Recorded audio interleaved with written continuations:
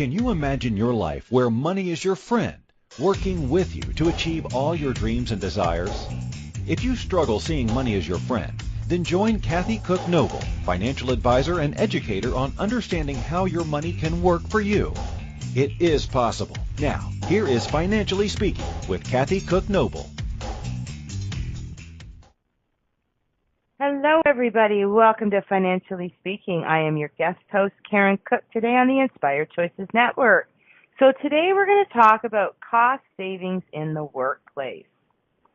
So do you have a cost savings plan in your workplace? If you're an entrepreneur or business owner, are you saving money? Are you saving money while you work, right? So there's a lot of ideas, a lot of things, and a lot of ways that we can actually save money. And I know you're thinking I'm probably doing lots of stuff, and you probably are. But hopefully, with all the many ideas we're going to talk about today, maybe some of them are new, or maybe you have some for me. So if you do, join us in the chat room, give us a call, let me know what you do to save money.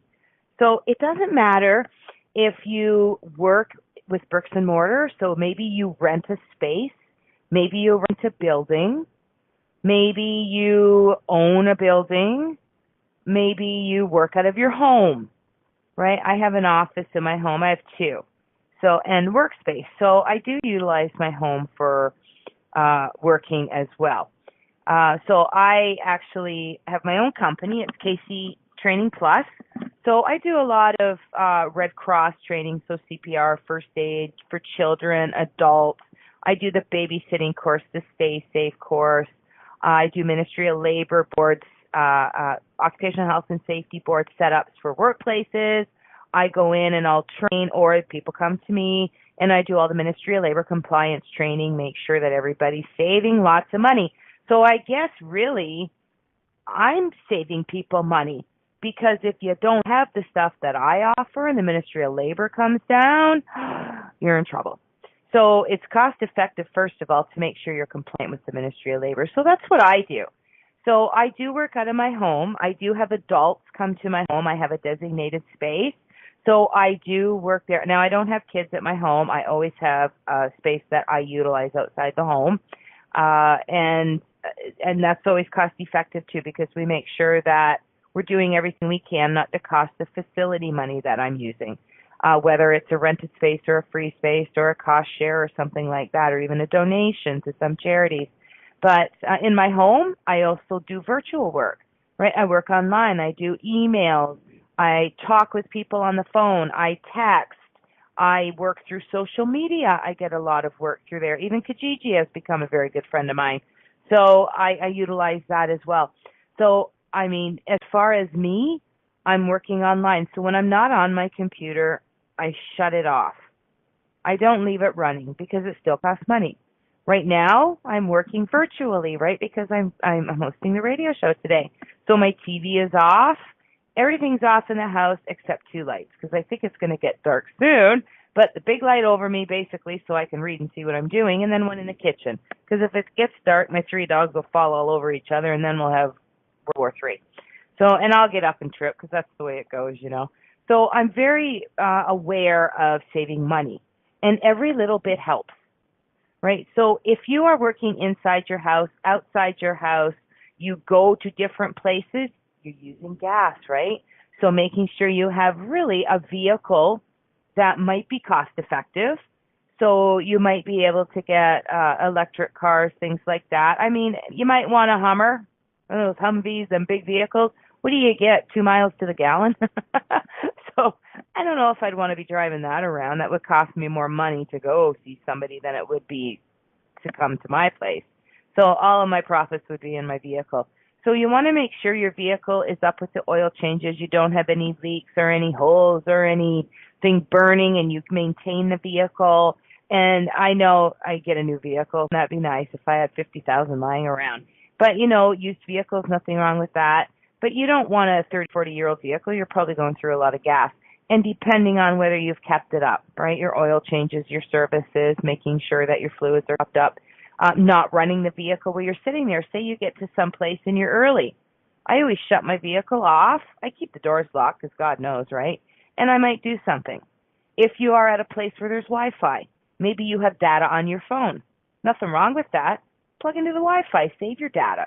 Because if you go over the usage, you know you're going to get charged. So you don't want to do that. Wi-Fi is everywhere anymore. Just ask for the passwords. People are pretty good at giving it to you. And businesses have huge plans. So it's not like the ones you might have on your phone where you might run out.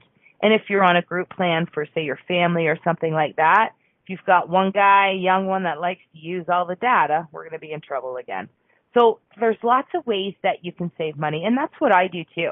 So if I'm out and about and I'm somewhere and I'm going to use my phone to look something up, check out the social media, see if anybody has come to my website or my Facebook business page or my LinkedIn, or like if they're going to contact me through Twitter or anything else, I want to make sure not to miss them, because I found that people are starting to communicate with me through those avenues, and I don't necessarily check them as much.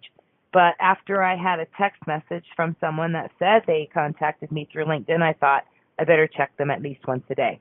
So I make sure if I'm going to get on the internet, or even when I'm out grocery shopping, comparing prices and doing my cost saving, I make sure to use their Wi-Fi wherever I'm at. So it saves me money. And every little bit helps, because you never know when you're not going to be able to use the Wi-Fi. You're going to have to use your own data, and you don't want to go over because you didn't link into somebody else's, right? So just a few things you can do without even getting into our places of business. So things that we can do at the workplace, right? Thermostats. Programmable or smart thermostats seem to be a wave of this present and future. And I mean, you can't really negotiate the expenses with heating and air conditioning. They just happen. Now, I'm on that monthly plan, so you always pay the same. It doesn't matter what my usage is, I always pay the same. And then at the end of the year, the very last month, I usually really don't have a bill for 1 month, and then the second month, it might be half a bill that I'm paying, because I'm very aware of what I'm using for electricity. I watch the hydro, I watch what's plugged in, I watch what's left on, that water's not running. I'm doing my laundry at the right time of day or night, so I'm not in the peak times. When you get your electrical bills and things like that, sometimes they'll send you something that shows you your usage compared to like your neighbors and people around you. And I look at that and I think, okay, fine. So if I'm not where I want to be, why am I not there? What did I do? How can I change? How can I save? Right? And these work in the workplace, but you can also utilize them in your home. So these thermostats are great. And I mean, you don't want to put it down so much that everybody's cold, and you, because you don't want to get sick. You get sick, you lose money, and then you're losing income. So you don't want to make yourself sick. And you don't want it to be too hot so that you're starting to perspire. I always keep mine between 70 and 72, depending on, if you're in the dead of winter or whatever. And then even with the air, I'm very careful to keep it around that as well, because I don't want it too cold, because I have a live-in basement. Now, I don't work down there, but when I'm sitting down there in a blanket and a sweater in the summer, that's just ridiculous. I've got it too cold. So you can turn it up depending on where you are and what you're doing. Whether you're at work and you have a basement in your work, or an upper level, you might have to higher or raise or lower your heat or air depending on where you're working. So if you're on a main level, you're probably 72, 71 is probably good. You put it down to 70, you're probably okay as well, air or heat. If you're going in the basement, you might want the air down so that it's not as cold. And you might want to put the air, maybe at 70 if you're going up to another level. So programming your thermostat to maybe 1 or 2 degrees difference can really save you some money. And if you're on a schedule, so say your company is open from 9 to 5. So at 9 in the morning till 5 at night, that's when you kind of want to watch your temperatures. But when no one's there between 5:01 in the afternoon and until 8:59 in the morning, when you come in or the first person comes in, they can put the thermostat at the desired temperature, and you can have it there for those 8 or 9 or 10 hours. And you can program them, by the way. You don't have to do it manually anymore. You can program it at times and days, because you might not be open on certain days, weekends, holidays, stats, bereavements, closed for this or that. So, and you might be open maybe a night or a half day. You can program the thermostat to be at a comfortable level, heat or cold, doesn't matter, during those times. And then when you're not there, put the heat down to 68. Put the air up to 75. Who cares if it's 75? Who's going to be there? And even if the facility's 65 and you program it to go up to 7, say 8 in the morning, so when you get there at 9, it's at 70. Because it might take an hour to get to that temperature, right? So you can do that. And this will control the climate. It's a smart thermostat, and it's going to save you money. And it can save you 10 to 15%, which can equal $130 to $150 on your bill. So that's a cost savings over a year. That adds up. 10 years is over $1,500. Why should you give it to utilities? I know you think 10 years, big deal. Big deal, you put it in savings. There you go. Pays for your insurance, life insurance, health insurance, whatever. Okay, so that's what you can do. And it works it doesn't matter where you are in the world or what facility or business you're in. Some passive energy saving measures we can do. So using the thermostat, fantastic. How about double pane windows? If you have single pane windows in your workplace, those old style windows where you hear the breeze come through, you might want to consider replacing them. You don't have to do them all at once, and you can wait till sales go on, and you can order them. You don't have to put them all in at once. Order and put them aside. The installation can cost a lot of money, and you might not have the money for that. So you might do 2 a month. Nothing wrong with that. When they go on sale, look for coupons, look for cost savings, see if you can get a better deal. Always ask. The only thing they're going to do is say no if you can't get it. But always ask. Don't be afraid to ask for a deal. That's something that I work on all the time. Doesn't matter what it is, but I'm getting better at asking for the deal.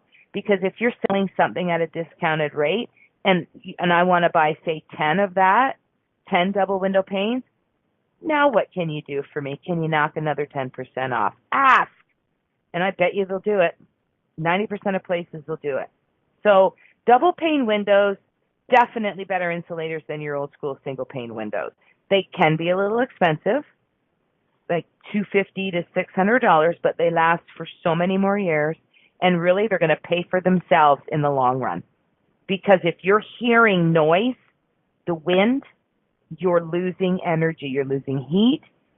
Cold's getting in. You're losing cold. Heat's getting in. So depending on the season. Light blocking blinds and curtains. So if you don't have windows that reflect the light, so if you don't have any kind of tint on your workplace windows, you can and by the way, this will work in the home too, but since we're talking about the workplace, I'll focus on that. But you can use curtains, blinds, because if you're in a cooling environment and it's sunny outside, that sun's going to come in and heat up. So you definitely can use that to help block out some of that. Tight seals. So if you're in older structures, caulking, weather stripping can help. You want to look at your window and door frames, right? You want to make sure that they're intact and see what you can do to help, I guess, winterize that, which in turn helps for the whole season. And solar water heater, something like that. So if you're responsible for the building's mechanical appliances, get energy efficient upgrades as your budget will allow. Because the energy efficient does save you money in the long run. So anytime I'm replacing anything, I'm always looking for energy efficient, all the way down to a light bulb. I use energy efficient light bulbs. I do not have your old style light bulbs anymore. Now, I did buy a craft at a craft, display once. I still have them, little Halloween decorations, and they're pumpkins made of light bulbs. They're so cute. So don't throw out your light bulbs. Give them to somebody who does crafts. Let them have them, right? Or, there's your side business. But those light bulbs save you a lot of money. They last a lot longer, and they are very cost effective. Everything is. So look for energy efficient when you're upgrading any appliances, whether they're big or small. You might be buying a workplace fridge, stove, microwave, but, anything. Those little light bulbs save you a lot of money, okay? So left on that note, let's go into our first break, and when we come back, we'll keep talking about ways we can save money in the workplace. So you are listening to Financially Speaking today on the Inspired Choices Network. I am Karen Cook, your guest host, and we will be right back.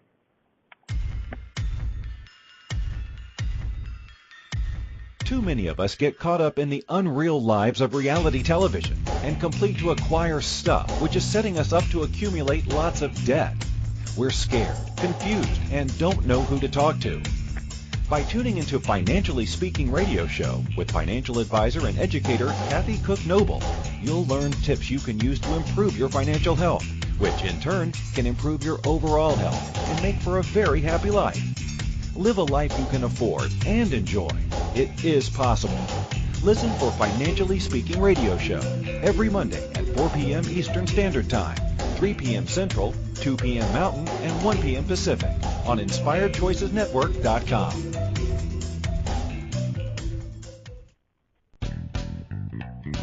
Are you a subject matter expert? Are you here to share your expertise with an audience waiting to hear from you in only the way you can deliver? Are you ready to have your voice amplified across the airwaves? Inspired Choices Network has a global radio platform streaming to millions of people across the world. Professionally produced and supported by an accomplished team every step of the way, you can broadcast from anywhere in the world, knowing your voice matters, and we ensure it is delivered with ease and efficiency. Eager to hear your message, the world awaits. Contact us today to become an Inspired Choices Network radio host. Email becomeahost@inspiredchoicesnetwork.com.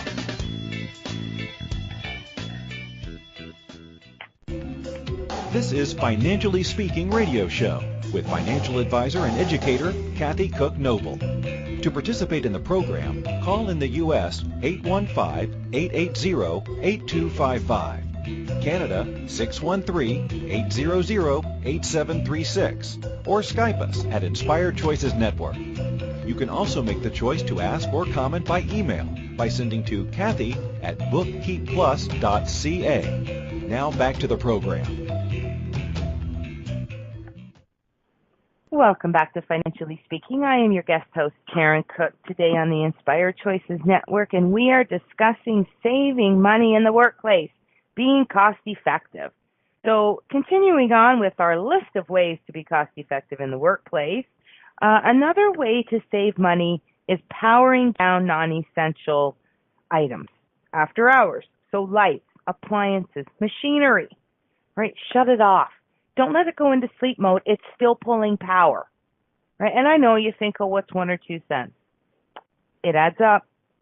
Every day, if you are spending 5 cents more on things you shouldn't, in 30 days, 12 months a year, that's going to add up. So don't do it, right? Save money. Shut it off. Don't leave the computers on. Shut them down. Don't leave the copier on. Shut it down. Shut off the coffee machine. Unplug it. Unplug the microwave. Who cares that the light's blinking during the day because you didn't fix the time on the microwave? Who goes in there for that anyway? They're going in the break room to eat lunch. I mean, you're not going to unplug the fridge. That's going to be a mess. But if you have a stove, a microwave, you have a coffee machine, I don't know, maybe you have a place where people can plug in their electronics and power up their phones. Unplug that stuff. It still draws power. I'm not saying unplug your big things. Like, I don't unplug the computer itself, but I do shut them down. So printers, I shut them down, right? Because they still draw power. And they're very easy first thing in the morning to turn it all on. I leave no lights on.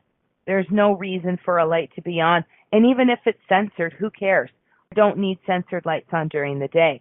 And if you have lights on your facility, like your complex outside of where your business is, and they're sensor lights, that's fine to leave them on at night because it's going to deter people from coming into your facility, and it'll deter animals from hanging around too because it might scare them. But you don't need them on during the day. And I've seen that where people leave them on in the day, and I think, do you know they're on? That's not cost effective. And make sure you're looking at the season. When the clocks go ahead or back, and as summer and spring and fall and winter are happening, your dawn and dusk times are changing. So change the timer on when your lights are coming on and going off.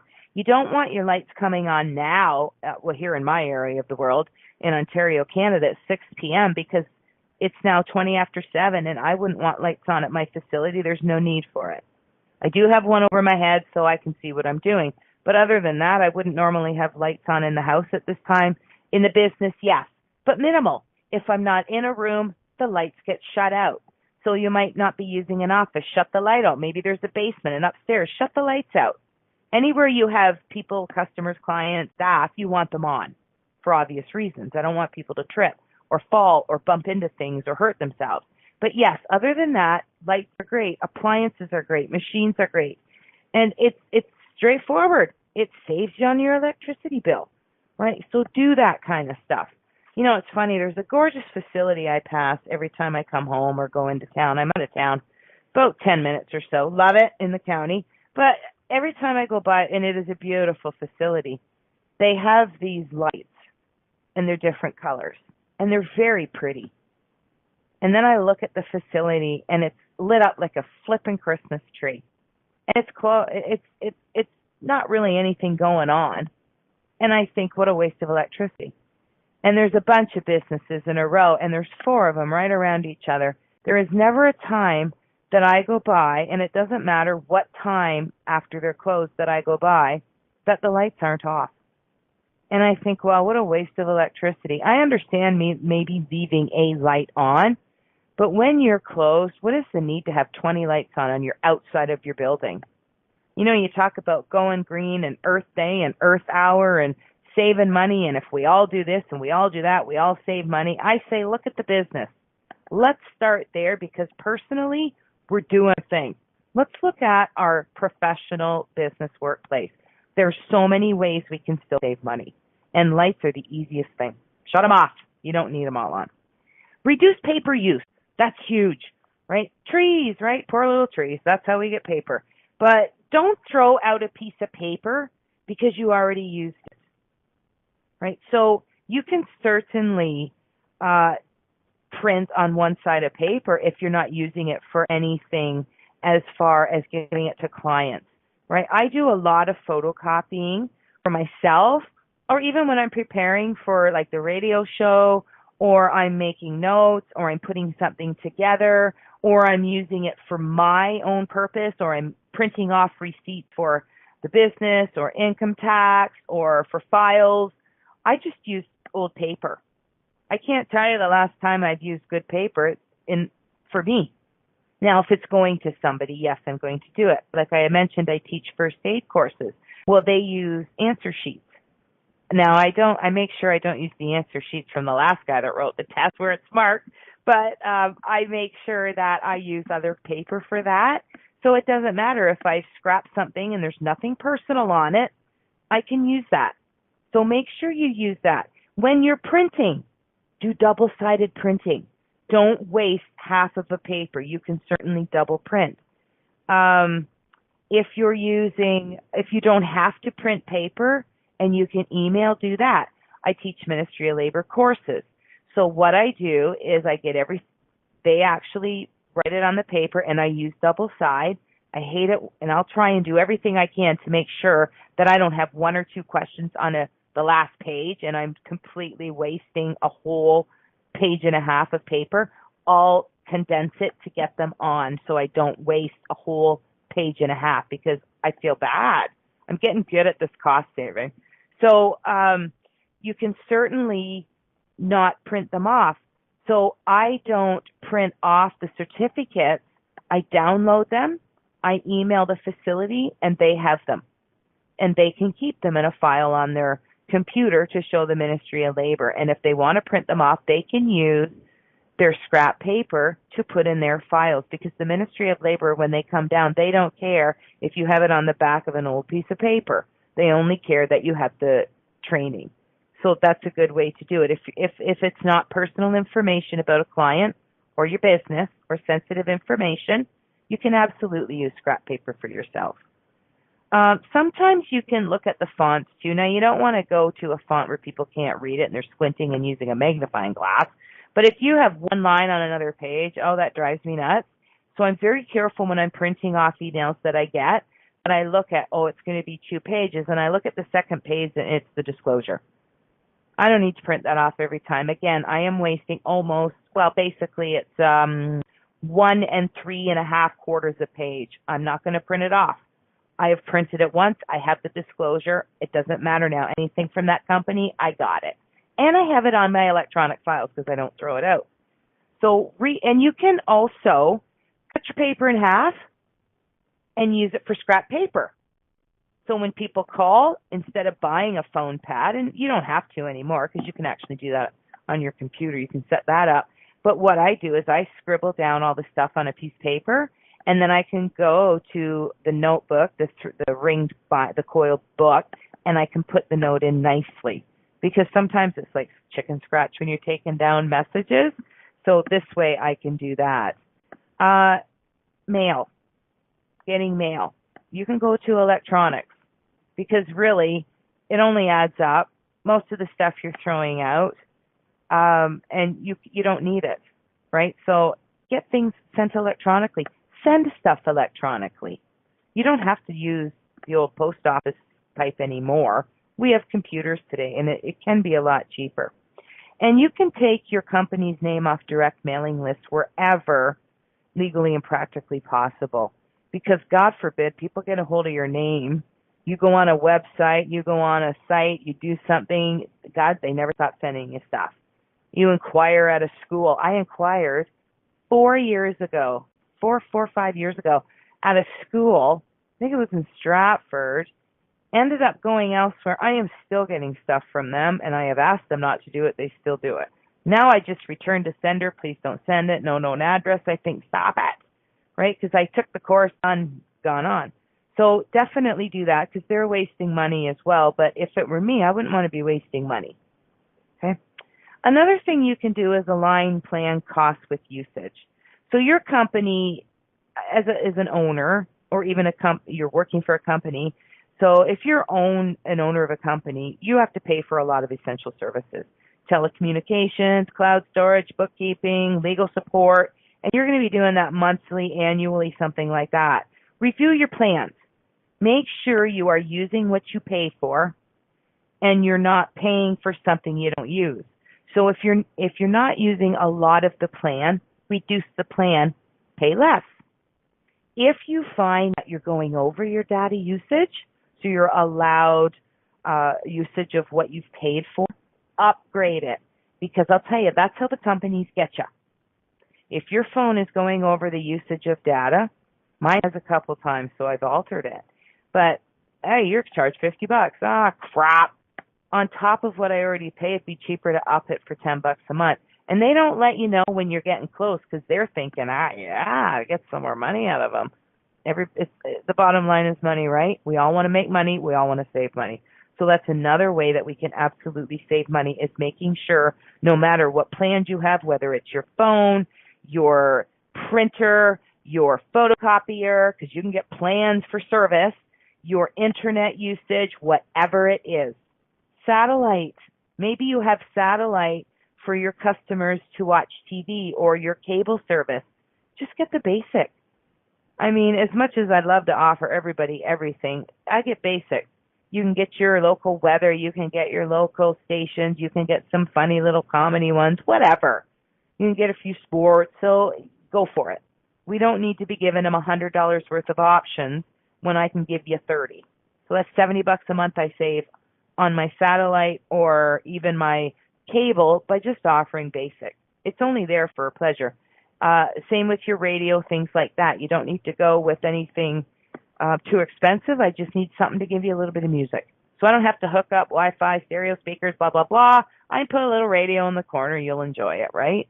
Or maybe, something like that. So you can certainly save with all of the essentials and communications that you're going to be working with as well. So on that note, let's go into the next break. When we come back, we'll keep talking about some cost-effective savings in the workplace. So you are listening to Financially Speaking with Karen Cook today on the Inspired Choices Network. We'll be right back.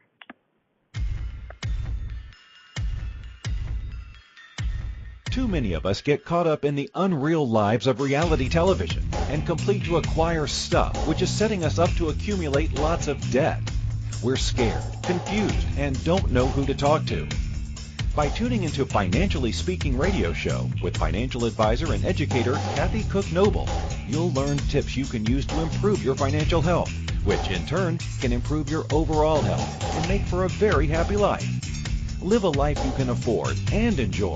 It is possible. Listen for Financially Speaking Radio Show every Monday at 4 p.m. Eastern Standard Time, 3 p.m. Central, 2 p.m. Mountain, and 1 p.m. Pacific on InspiredChoicesNetwork.com. Money is complicated, right? Actually, no, it's not. You don't have to be a trader on Wall Street to get a handle on your money. TV shows often instill fear to keep you believing you can't understand it or do anything yourself. If dealing with your finances brings up a lot of other F words, then you need to read All Ladies Should Use the F Word, A Guide to Loving Your Finances by Kathy Cook Noble. Kathy helps you take control of your finances and leave the other F word, fear, in the dust.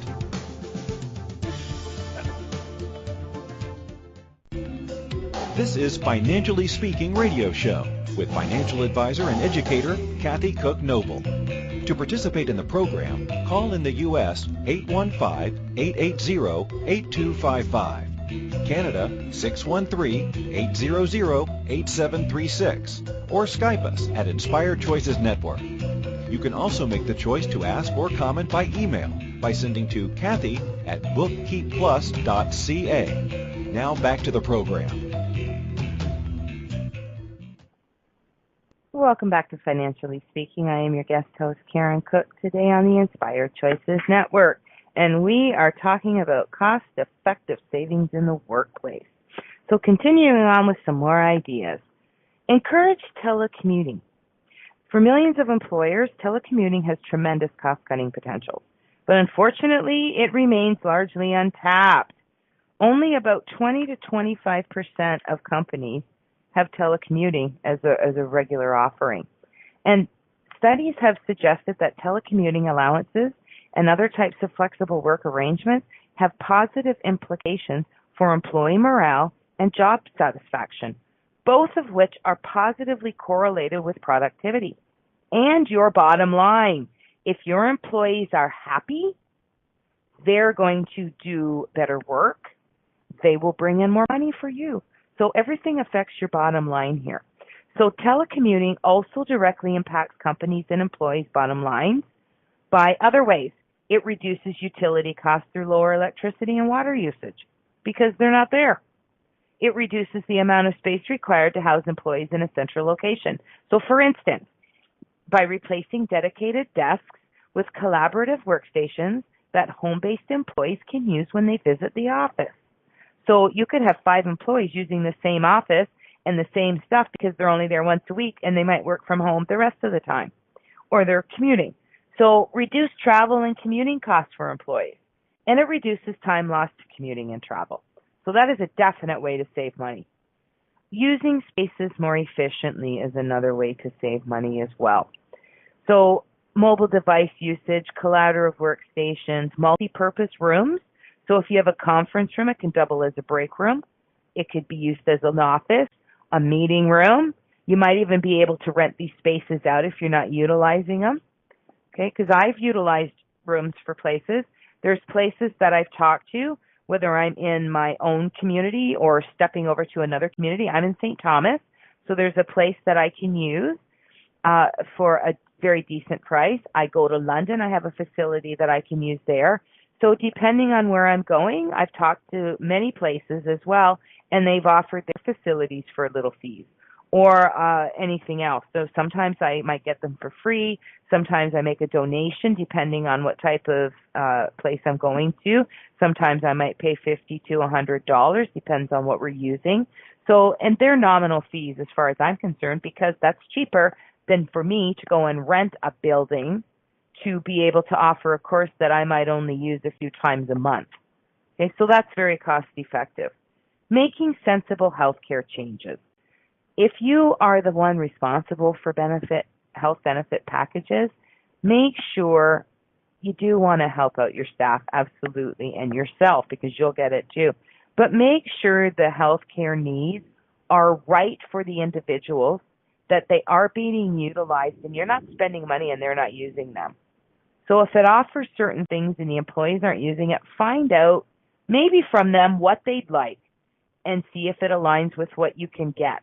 because it's not cost effective, and it is a huge expense to get benefits. And if no one's using them and they would rather it's something else, maybe you can change that. Okay? Make sure it aligns with what you want and need as well. And you want to watch the deductibles. Make sure if they've got high deductibles that it's going to actually be feasible when it comes down to using that insurance plan. So equipment and services in the workplace, and we all have that.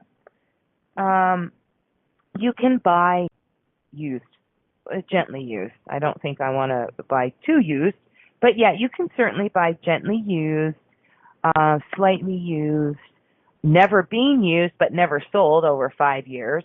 It doesn't matter if you buy brand new. You can, but again, why? You can go to auctions. You can go to closures for businesses. You can look online. You can go see this stuff. If you buy in bulk, oh my God, you can make so many deals if you're looking online, like your Craigslist, Kijiji, and your local swap, shops, purchase, buy, whatever. Look at that stuff in your community or just outside your community. Even if you have to drive, no big deal. As long as the stuff is holding its own, who cares? You can get nice chairs, nice furniture, slightly used, or maybe a year-old computers. You don't want to go too old on the computer. But if you're offering a little bit of TV in the workplace, why buy a new TV? You can get one maybe a year old, right? Tables, chairs, couches, things like that, lamps, anything that you're setting ambiance for your clients. Look at buying gently used, even printers and copiers. Businesses might be going out of business. If you find a business gone in foreclosure, they're having a sale, go to it. Go check out this stuff. You can get it a lot cheaper. Smartphones, tablets, laptops, you can look at getting them as a deal. Vehicles. If you need vans, delivery vans, company vehicles, look at slightly used. The more you buy, the better deal you're going to get, and you know you can barter with those salespeople. Granted, they're there to sell you vehicles. If I'm buying 5 or 6 vehicles, I expect to get at least $2,000-3,000 off each vehicle. Absolutely. Storage equipment, bins, vats, things like that. Buy them used. Don't go spend $10 on a bin when you can go to Kijiji and get 10 for $10. Packaging equipment, boxes, bubble wrap. I mean, I save all that stuff. People go, why do you save all that stuff? Tissue paper, bubble wrap, boxes. I said, you're never going to know when you need it. And guess what? People always need it, and I have it. Glassware and cutlery. Go to your used stores, your Goodwills, your Salvation Army, the Bible for Missions here in town, wonderful place. Habitat for Humanity, beautiful place to buy that stuff. And who cares if it's slightly used? They're beautiful things. I know somebody who did their whole home out of that. I'm like, wow, that's amazing. I would have never guessed it wasn't brand new or expensive china. But you can do that. Now, if you're in the workplace, watch that. I like plastic, paper, stuff like that. I really don't like a lot of glass and sharp stuff. Furniture, absolutely. You can certainly buy furniture slightly used or on discount or out of a warehouse, no big deal. Pay your invoices early. Don't get in the habit of not paying them and paying late fees, okay? So pay them early if you can't pay them on time. Set up to come out of the bank account. So in case you think, geez, I miss it every month, and by one day I'm paying an extra $1. That's $12 a year on one bill that you're going to pay. Why should you pay money you don't have to? It's like a credit card. Use it, pay it off, because if you don't pay it off, you're paying interest. And by the way, barter with them too about the interest. Get it down, because you can certainly do that. You can barter in kind. So if you have a company that does something and someone else says something, you can certainly barter your business, right? So look into that as well. Leverage social media advertising, right? And a very inexpensive way to advertise is through your Facebook, your business Facebook. For $10, you can sponsor your ad, send it out, and it'll hit like 10,000 people in the vicinity. I've been meeting with the Small Business Enterprise Center here in town, 2 wonderful women, Tara and Sarah. Just realized that rhymed. Anyways, one is help me with my business plan and still is my mentor. and the other woman is helping me with my social media advertising. Don't be afraid to reach out in the community and get help, because I never knew how it worked. I mean, I'm quite an intelligent, educated person. I'd like to think I'm very smart, but some things I'm not smart in, and that's the one thing. I'm just not a social media business advertising person. But I'm getting there. Well, I shouldn't say that. I wasn't, but I'm getting there. And I'm learning that $10 is going to hit 10,000 people. From here to me, Woodstock, that's a 45-minute drive. I'm like, this is awesome. So that's a very cheap way to advertise. Talk to your advertising avenues in your, whether it's the radio, the paper, whatever it is, flyers, anything. When they have the deals, tell them to give you a call. What else can you give me? See what you can get. They need your money. You want to advertise with them. Make a deal, right? Encourage word-of-mouth marketing. Hey, if you send me in business, I'll give you $5 as a token of our appreciation. People will work for you for $5. So if I send in 20 of my friends to come in and use your business, and for each person I send you, you give me $5, I'm actually working. I get $100 for those people. I offer that on my classes. I always have something. So if you come in, you come take a class from me, I give you a $5 off card, so next time you need to come for something, you get $5 off. Because I have many different things I offer. You want to give it to someone? I don't care if you sell it to someone. But if you want to give it to it, or your kid, or your friend, or your spouse, or your sister, or your mother, they want to come, give it to them. I give them one. Sometimes I run deals where if you come to my class, you bring a friend, you get $10 off. They bring a friend, they get $10 off. Or they get $10. But it's one. Like, you don't get to, but you know what? You bring 10 people, who cares? I'll give you $100, right? So it depends on the deal that you're running, right? So certainly have your people, have your customers and clients bring others with them. Advertise. Bring in a person, you get this. And don't forget to use your social media sites, okay? So there's a lot of stuff that we can do to save money and to advertise really free of charge. And if your clients and customers are happy with you, they'll be glad to tell people about you. And if you're giving them an incentive like $5 for each person they send to you, there would be parameters, right? You don't just send them in and give them $5. They'd have to get a service. Like, you can't get, I don't give you $5 for the gift card. You get $5 off whatever we're doing, whatever service you want from me. And if it's a percentage, that's fine, but watch your percentages. They can add up. So I usually give a dollar value. Contract labor or freelancers, that's a good thing to do for non-core work too. So sometimes if you have some independent contractors, you can come in, do the work. Sometimes it can get a little cheaper. So try that as well. Invest in your employees and long-term contractors as well. So you want to make sure, of course, that when you're hiring employees, especially ones that are in demand, so you have certain skills, knowledge that you're looking for, you get what you pay for. So if you're offering $15 an hour, you're going to get someone at $15 an hour. That'll be their skill set. Fresh off the farm sort of thing. You want someone that's got the skills, the knowledge, the education, the background, is a go-getter, is going to do this, it's got everything you're looking for, you're going to pay double that. Right? So what do you want? Who do you want? Do you want them to be good at their job? You want to make sure that you value and invest in your employees and contractors. They do a better job. Everything is better for you. They're happy. They do a better job. More people come in because they're nice to your clients. So if you're trying to get a bid on something, oh, I'll come in at $75,000. This guy comes in at $150,000. Get rid of the expensive and cheap. Never get the expensive guy. Never get the cheap guy. Look in the middle. Doesn't matter how different the prices are. They're going to be within a few thousand. Talk to them. Tell them what you want. See what deal they can make you. See their work. Talk to their former clients. See if they're good, and then make your decision. Okay? And of course, you want to make sure that if you've got interest charges, you can leverage that, make deals with that, look at the finances, make sure that you're not overspending in places like that. And know how to control your costs.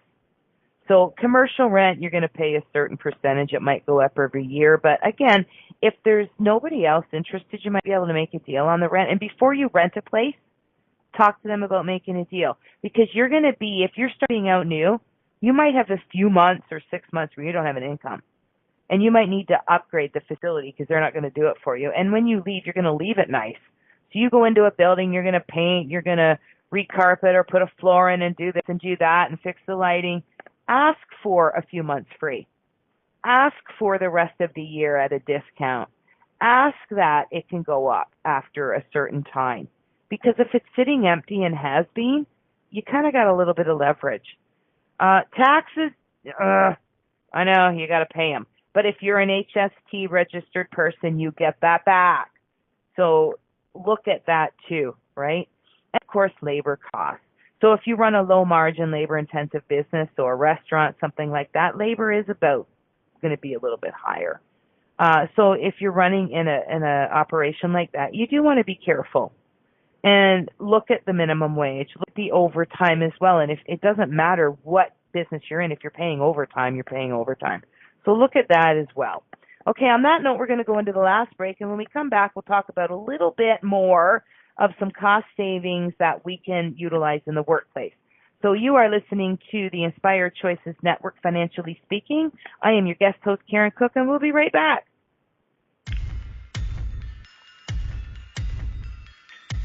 Too many of us get caught up in the unreal lives of reality television and complete to acquire stuff, which is setting us up to accumulate lots of debt. We're scared, confused, and don't know who to talk to.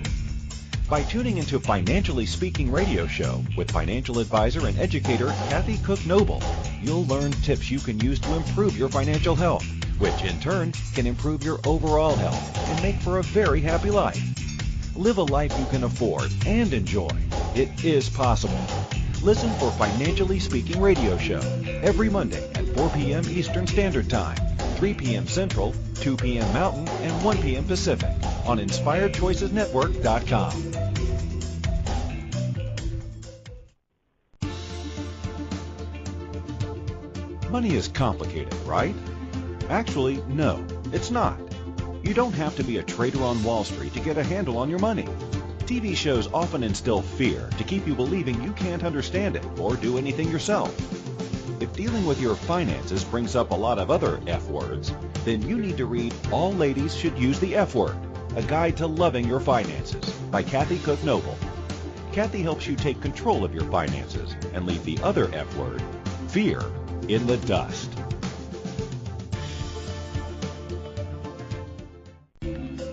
This is Financially Speaking radio show with financial advisor and educator Kathy Cook Noble. To participate in the program, call in the U.S. 815-880-8255, Canada 613-800-8736, or Skype us at Inspired Choices Network.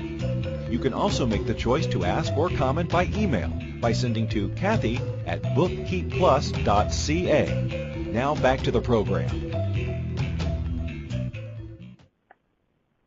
Welcome back to Financially Speaking. I am Karen Cook, your guest host, and today we are talking about cost-effective measures in the workplace. So we've been talking about many different ways that we can save money today at work or in your business, because if you're the business owner, you know how expensive it is. And it doesn't matter if you're working out of your home or at your commercial business space. Rent, own, does not matter. So these will all work. So in the last few minutes, we'll talk about a few more ways that we can save some money. Pooling your resources with other small businesses could work as well. So when it comes to buying supplies, inventory, equipment, there is strength in numbers. Many businesses reduce recurring costs by pooling resources with other small businesses in their trade areas, or like-minded companies across a wider geographic. So depending on your company's size and function, you can consider buying groups. So if your business is higher up in the supply chain, it's likely to benefit from memberships in buying groups. So buying groups negotiate better pricing and terms on behalf of their members, reducing collective outlays for inventory and supplies. So it'll serve suppliers and distributors. So if you are actually in a workspace and a building and the internet, you can all share the internet, get an unlimited data, split it 5 ways, there you go, boom, we're all set. Trade associations, local business networks is another way.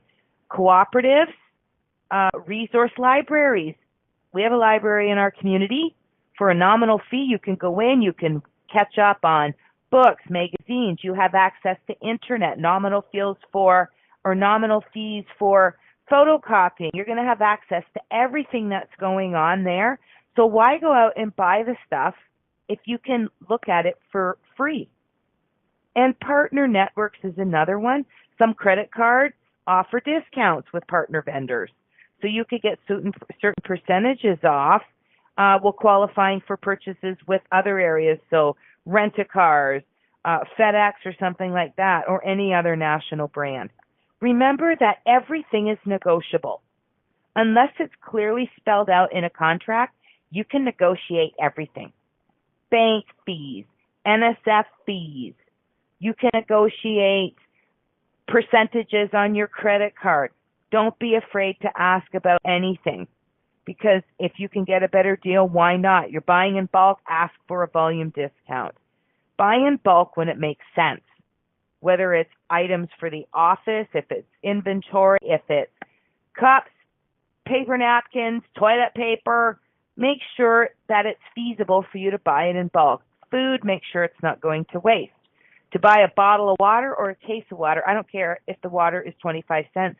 I did at Costco. I saw the bottles of water for 25 cents, but I know how much the case costs, and they're still making money.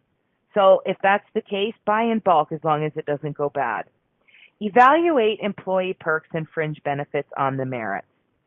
So in many industries, competition for talent is very fierce.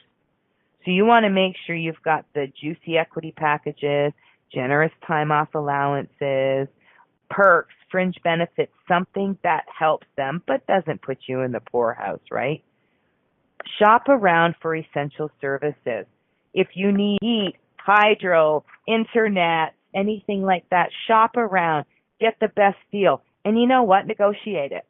I know that this is your fee, but hey, I can get it for $25. I'd like to have you. It's $5 a month savings.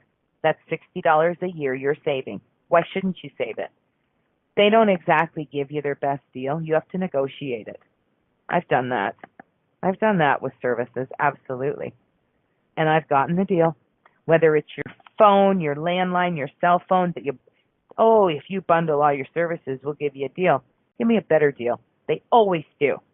That's why people jump between the two big ones, Rogers and Bell, every so many years when the contract's up, because the deals are off and they just bounce back and forth. But before you do it, ask them if they can match what you're about to get.